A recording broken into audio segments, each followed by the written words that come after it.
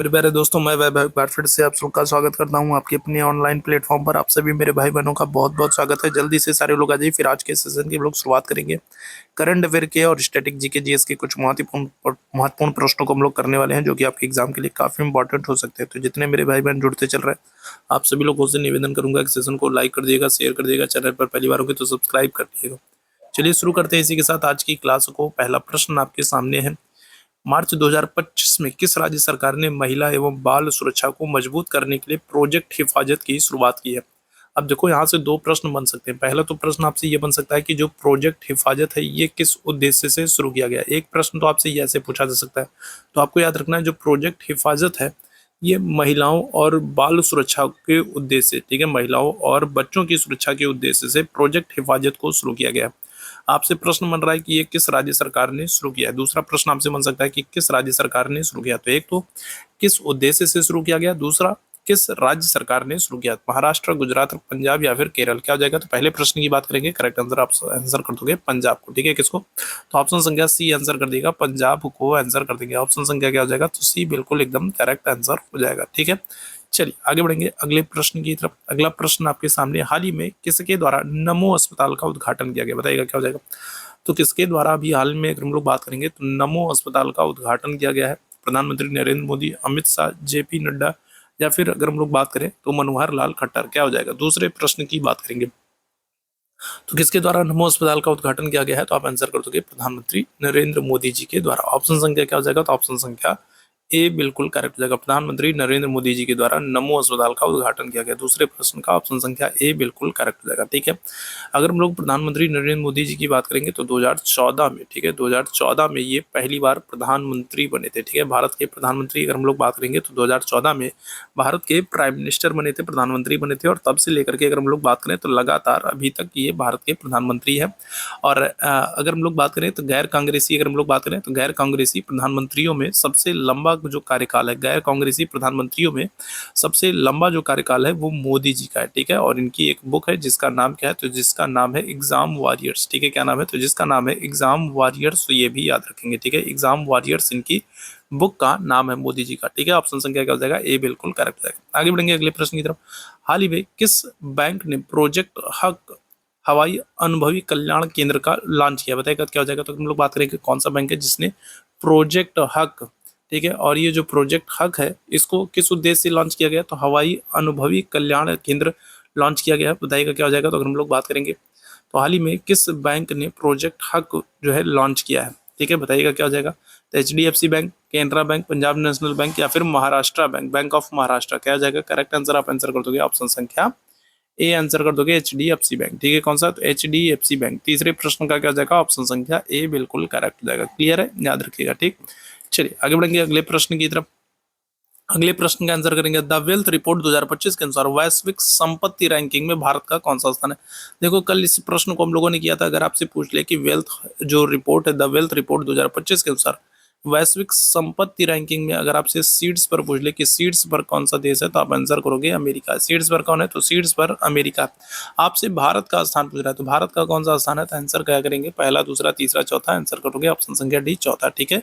Wealth report के अनुसार अगर हम लोग भारत की बात करेंगे तो भारत का चौथा स्थान है। ऑप्शन संख्या क्या हो जाएगा? डी आंसर हो जाएगा। सीड्स पर कौन है? तो सीड्स पर अमेरिका। क्लियर है?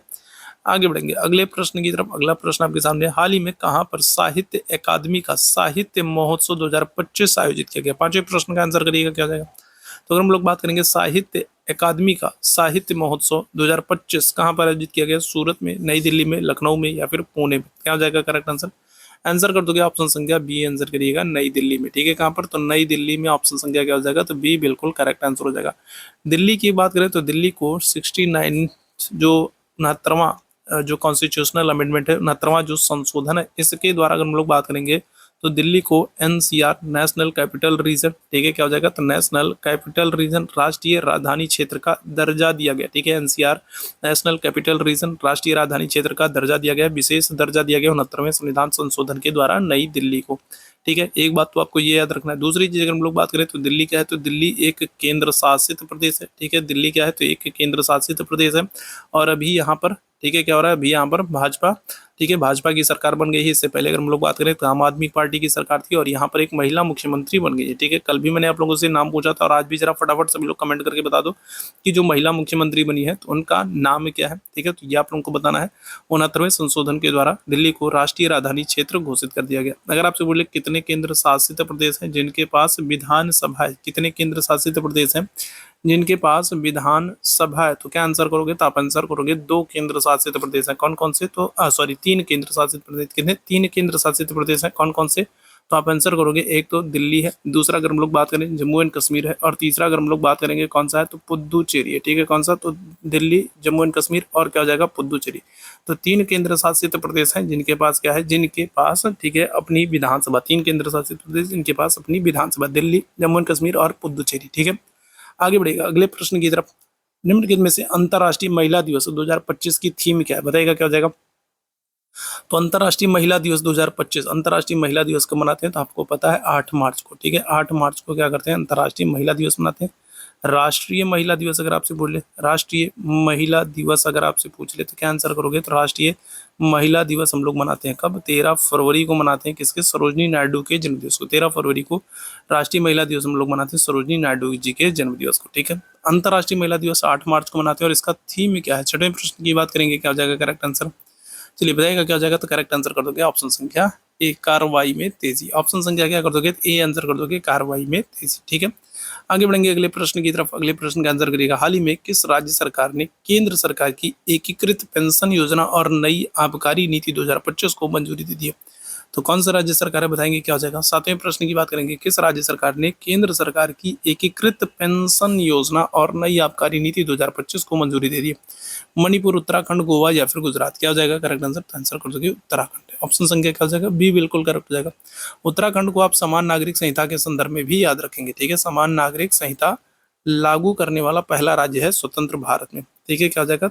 समान नागरिक संहिता को स्वतंत्र भारत में लागू करने वाला पहला राज्य कौन हो जाएगा? उत्तराखंड हो जाएगा। और ये उत्तराखंड नया राज्य कब बना था?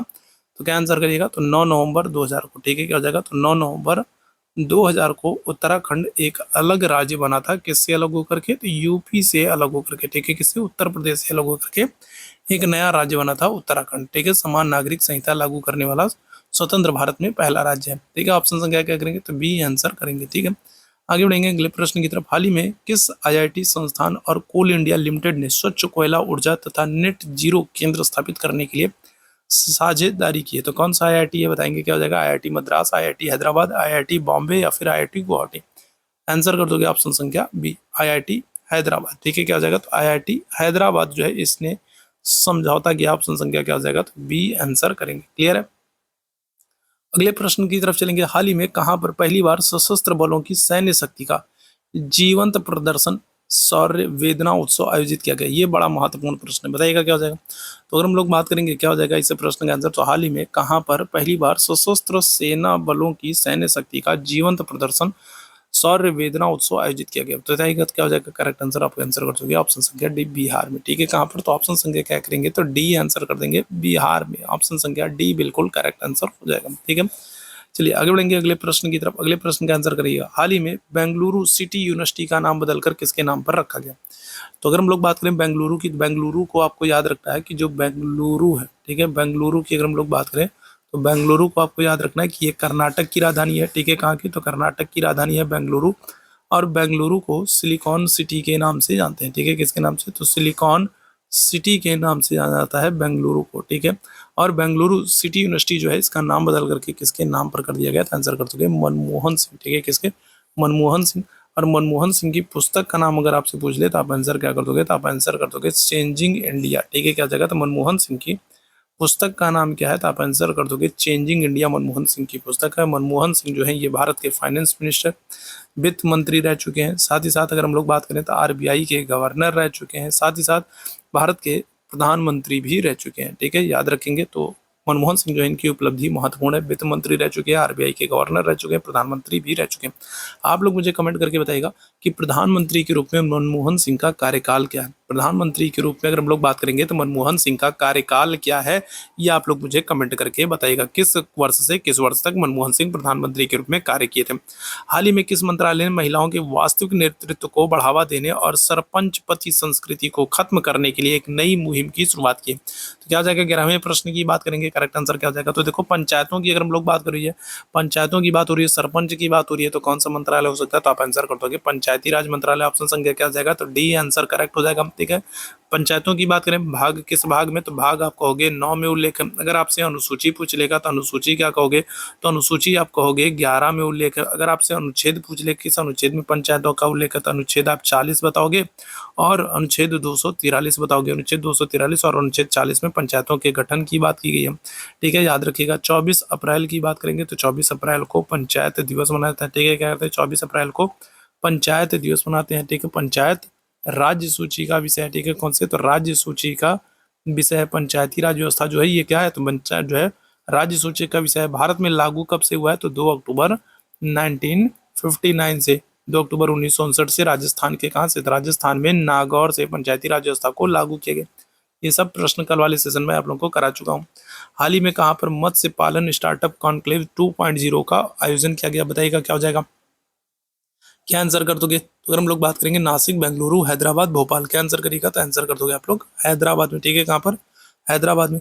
मत्स्य पालन की अगर हम लोग बात करें तो मत्स्य पालन से कौन सी क्रांति, तो नीली क्रांति। ठीक है, क्या हो जाएगा, तो नीली क्रांति। ठीक है, मत्स्य पालन से कौन सी, तो नीली क्रांति संबंधित है। ठीक है, मत्स्य पालन स्टार्टअप कॉन्क्लेव 2.0 का आयोजन कहाँ पर किया गया, तो आंसर कर देंगे ऑप्शन संख्या क्या कर देंगे, तो ऑप्शन संख्या सी आंसर कर दीजिएगा। क्लियर है, याद रखेंगे। ठीक, चलिए आगे बढ़ेंगे अगले प्रश्न की तरफ। अगले प्रश्न का आंसर करेंगे, हाल ही में किस राज्य ने भारत की पहली एपीआई हरित हाइड्रोजन और एथेनॉल सुविधा के लिए समझौता किया। बिहार, हिमाचल प्रदेश, उत्तराखंड, कर्नाटक, क्या हो जाएगा करेक्ट आंसर। तो कौन सी राज्य सरकार है जिसने भारत की पहली एपीआई हरित हाइड्रोजन और एथेनॉल सुविधा के लिए समझौता किया, आंसर कर दोगे आप लोग हिमाचल प्रदेश। ऑप्शन संख्या क्या हो जाएगा, तो बी आंसर कर देगा। ठीक है, क्या हो जाएगा, ऑप्शन संख्या बी आंसर कर दोगे, हिमाचल प्रदेश आंसर कर दीजिएगा।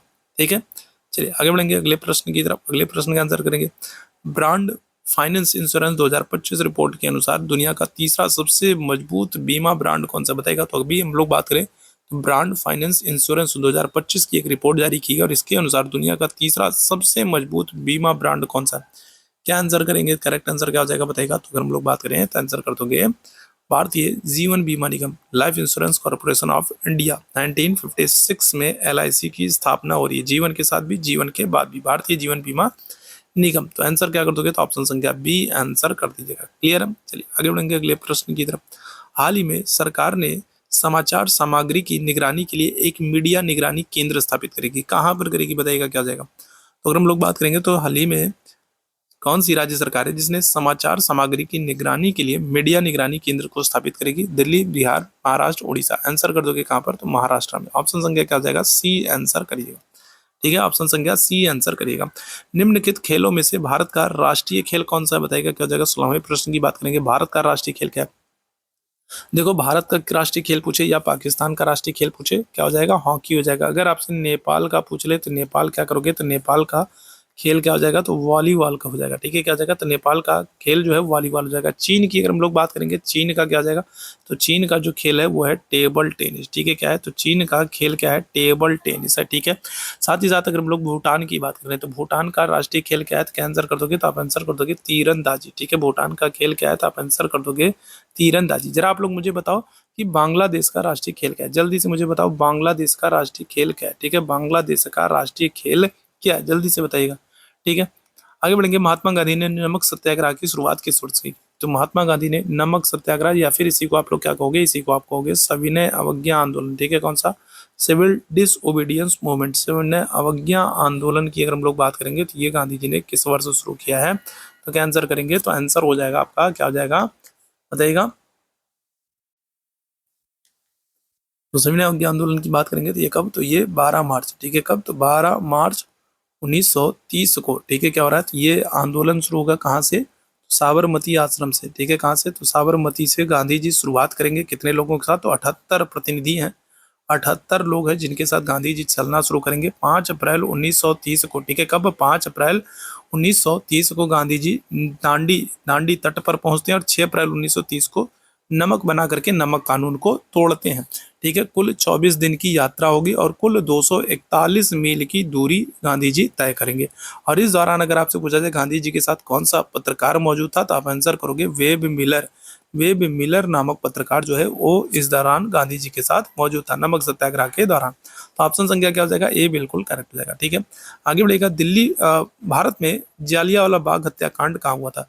जालियांवाला बाग हत्याकांड की आपसे डेट पूछी जाती है तो आप आंसर करोगे 13 अप्रैल 1919। ठीक है, क्या हो रहा है? 13 अप्रैल 1919 को जालियांवाला बाग हत्याकांड हुआ था। और इस हत्याकांड की जांच के लिए 2 कमेटी गठित की गई थी, एक हंटर कमेटी और दूसरी तहकीकात कमेटी। ठीक है, तहकीकात कमेटी। आप इन दोनों कमेटियों के संदर्भ में अगर आपसे कभी पूछा जाए कि हंटर कमेटी का संबंध किससे था, तो जालियांवाला बाग हत्याकांड की जांच से, और तहकीकात कमेटी की बात करेंगे तो इसका भी संबंध किससे था, तो जालियांवाला बाग हत्याकांड की जांच से। ठीक है, 13 अप्रैल 1919 को ये कांड हो रहा है और कहाँ पर? तो अमृतसर शहर में। ठीक है, कहाँ पर? तो अमृतसर शहर में। ऑप्शन संख्या क्या हो जाएगा? तो बी आंसर करिएगा। ठीक है, आगे बढ़ेंगे अगले प्रश्न की तरफ। विश्व का सबसे बड़ा महासागर कौन सा है? तो बताइएगा क्या हो जाएगा? देखो, अगर आपसे पूछा जाए कौन सा महासागर यस के आकार का है, ठीक है, कौन सा महासागर है जो यस के आकार का है, तो आप आंसर क्या करोगे? तो आप आंसर करोगे अटलांटिक। अटलांटिक महासागर जो है वो यस के आकार का है। अगर आपसे पूछा जाए कौन सा महासागर है जो अंध महासागर कहलाता है, तो आप आंसर क्या करोगे? आप कहोगे अटलांटिक। अटलांटिक महासागर जो है वो अंध महासागर कहलाता है। साथ ही साथ आप याद रखेंगे एस के आकार की आकृति कौन बनाता है, तो अटलांटिक महासागर। सबसे बड़ा महासागर पूछा जाएगा तो आप आंसर कर दोगे पैसिफिक ओशियन को, प्रशांत महासागर सबसे बड़ा महासागर है। ठीक है, याद रखेंगे। अगर आपसे बोले विज्ञान के लिए समर्पित महाद्वीप, अगर आपसे क्या कर ले, विज्ञान के लिए समर्पित महाद्वीप आपसे पूछ ले, विज्ञान के लिए समर्पित महाद्वीप आपसे पूछ ले, तो आप आंसर क्या करोगे? तो आप आंसर कर दोगे अंटार्कटिका को। ठीक है, किसको? तो आप आंसर कर दोगे अंटार्कटिका को विज्ञान के लिए समर्पित महाद्वीप कहते हैं। ठीक है, चलिए आगे बढ़ेंगे।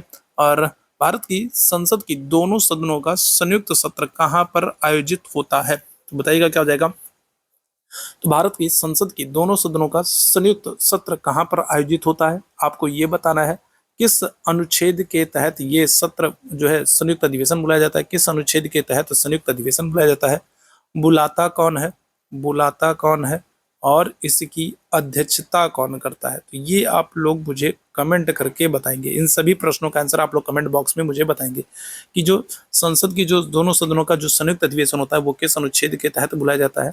ठीक है, बुलाता कौन है, उसकी अध्यक्षता कौन करता है, और किस किस विधेयक के संदर्भ में ये बुलाया जाता है, किस विधेयक के संदर्भ में संयुक्त अधिवेशन बुलाया जाएगा, किस विधेयक के संदर्भ में संयुक्त अधिवेशन बुलाया जाएगा। तो इन चारों प्रश्नों का आंसर आप मुझे कमेंट बॉक्स में करेंगे। ठीक है, तो डेली हम लोग करंट अफेयर की, स्टैटिक जीके जीएस के कुछ प्रश्नों को करते हैं जो कि आपके एग्जाम के लिए काफी इंपॉर्टेंट हो सकते हैं।